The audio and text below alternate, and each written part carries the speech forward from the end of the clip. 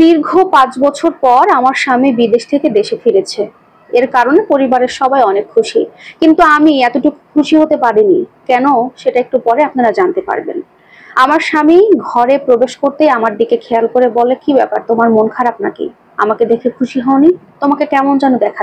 তাকে বললাম, আপনি কি পাগল হয়েছেন? আমি খুশি হব না? তেমন কিছুই না, একটু শরীরটা খারাপ লাগছে, আপনি যান না, উপরে গিয়ে রেস্ট করুন, আমি আপনার জন্য পানি নিয়ে আসছি।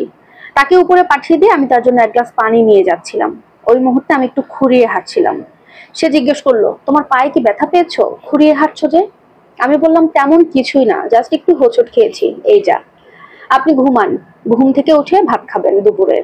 তখন সে বলল, হ্যাঁ আমি সত্যি একটু ক্লান্ত, এখন একটু ঘুমাবো। তবে হ্যাঁ, দুপুর ৩টার দিকে ঘুম থেকে উঠে কিন্তু তোমাকে নিয়ে আমি বাইরে ঘুরতে যাব। তুমি একটা নীল কালারের শাড়ি পরে, গহনা পরে সুন্দর করে রেডি হয়ে থাকো। তখন আমি তাকে একটু মুচকি হেসে বললাম, ঠিক আছে, আগে আপনি ঘুমান, তারপরে। সে ঠিক কথা অনুযায়ী ৩টার সময় ঘুম থেকে উঠলো, খাওয়া দাওয়া করে নিয়ে এখন আমাকে বলছে, যাও তো রেডি হয়ে নাও। বলেছিলাম রেডি হয়ে থাকতে, তা তো হওনি। তখন তাকে বললাম, আসলে আমার নীল কালারের কোনো শাড়ি, আর শুধু নীল কালার না, কোনো কালারের শাড়ি আমার নেই, আর কোনো গহনাও আমার নেই। তার থেকে বরং আপনি একাই ঘুরে আসুন। সে তখন একটু রেগে গিয়ে বলল, তুমি কি আমার সাথে মজা করছো? এতদিন পরে আমি বাড়িতে ফিরেছি, এত বছর পরে তোমাকে নিয়ে একটু ঘুরতে যাবো, আর তুমি আমার সাথে মজা করছো? যাও তো রেডি হয়ে আসো। তখন আমিও একটু রেগে গিয়েই বললাম, আমি আপনার সাথে কেন মজা করব? আমার কোনো শাড়ি গহনা কোনো কিছুই নেই। বিশ্বাস না হলে আপনার মাকে ডাক দিয়ে শুনেন। তখন সে তার মাকে ডাক দিল। সাথে সাথে তার মা আসলো, এসে বলছে, কি ব্যাপার, এত চিল্লাচিল্লি করছিস, বৌমা কিছু করেছে? তখন আমার স্বামী সরাসরি বলল, আচ্ছা মা, আমি ৫ বছর পর দেশে ফিরেছি, আমার বউয়ের গায়ে এরকম ছেঁড়া একটা জামা গায়ে কেন? তখন আমার শাশুড়ি চুপ করে রইলো, কিছুই বললো না। আর তার তো কিছু বলার নাই। তখন বললাম, শোনো, তোমার মা কি বলবে আমি বলছি, একটু মন দিয়ে শোনো। তুমি যে আমাকে মাসে মাসে টাকা পাঠাতা, সেটার একটা কানা করিও আমাকে তোমার মা দিত না। আর জামা কাপড়ের কথা বলছো, বছরে আমাকে 2টো জামা দিত, তাও ঈদের সময়। সব থেকে কম দামি জামা যারা বাড়িতে বিক্রি করতে আসতো তাদের মধ্যে থেকে কম দামি জামা আমাকে কিনে দিত, সেগুলো দিয়ে আমার বছর পার করতে হতো।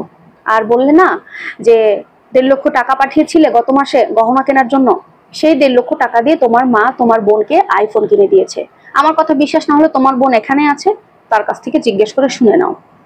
সে বারবার তখন তার মাকে আর বোনকে প্রশ্ন করতে লাগলো। তখন তাদের মা আর বোনের মুখে কোনো কথা নেই, তারা শুধু বলল, বাবা আমাদের ভুল হয়ে গেছে, ক্ষমা করে দে।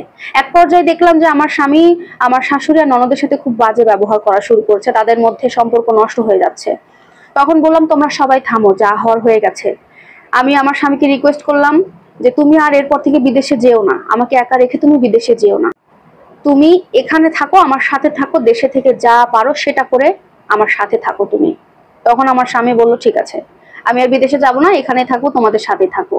এবার অনেক হয়েছে, এখন তোমার যে জামা কাপড় আছে সেটা পরে রেডি হও, চলো এখন তোমাকে আমি শপিং করতে নিয়ে যাব, তারপরে যা করার করবো। প্রিয় দর্শক, এটা ছিল একটা আপুর জীবনের গল্প। আপনাদের কাছে কেমন লেগেছে অবশ্যই কমেন্টে জানাতে ভুলবেন না। আর এরকম বাস্তব জীবনের গল্প পেতে হলে, শুনতে হলে অবশ্যই কিন্তু আপুর সাথে থাকতে হবে। আল্লাহ হাফেজ।